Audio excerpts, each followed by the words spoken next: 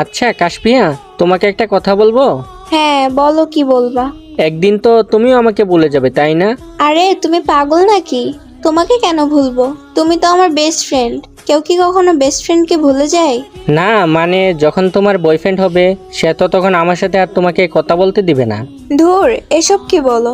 যতদিন তুমি আমার লাইফে আসো ততদিন আমি কোনো বয়ফ্রেন্ড বানাবো না। আচ্ছা ঠিক আছে, দেখা যাবে। ওকে, তুমি খেলো, আমি পরে খেলবো। বাই। আচ্ছা। মামা এভাবে আর কতদিন? হ্যাঁ, এখন কাশফিয়াকে বলে দে তুই ওকে ভালোবাসোস। অনেক বই লাগে, যদি ফ্রেন্ডশিপটা নষ্ট হয়ে যায়। এই বইয়ে কিছুই বলতে পারি না। এখন না বললে পরে পস্তাবি যখন কাশফিয়া অন্য কারো হয়ে যাবে, তাই আগে ভাগেই বলে দে। আচ্ছা ঠিক আছে মামা, আজকে সাহস করে কাশপিয়াকে সব বলবো।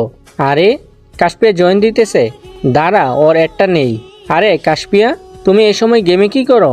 আচ্ছা যাই হোক, আসছো ভালোই হয়েছে। তোমার সাথে আমার কিছু পার্সোনাল কথা আছে। আমি তোমাকে একটা কথা বলার জন্য আসলাম। আচ্ছা কি বলবা বলো, আগে তোমার কথাটাই শুনি, পরে না হয় আমার কথাটাই বলবো। তোমাকে না বলে আমি একটা রিলেশনে গেছি। রাগ করো না, আমরা একজন আরেকজনকে অনেক ভালোবাসি।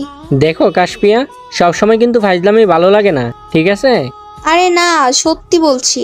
দাঁড়াও, ওরে গ্রুপে ডাকতেছি। হ্যালো জান, শোনো, এটা আমার বন্ধু আকাশ, ওর সাথে পরিচয় হও। ও, এইটাই কি তাহলে তোমার বেস্ট ফ্রেন্ড? শোনো ভাই, তোমার আর কাশফিয়ার জার্নি এখানেই শেষ।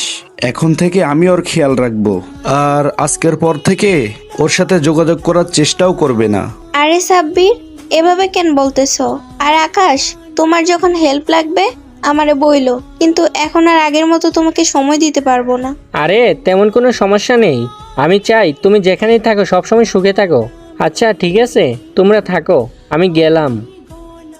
শেষ পর্যন্ত বুঝলাম, কিছু মানুষ শুধু গল্পের মতোই জীবনে থাকে, কিন্তু কপালে থাকে না।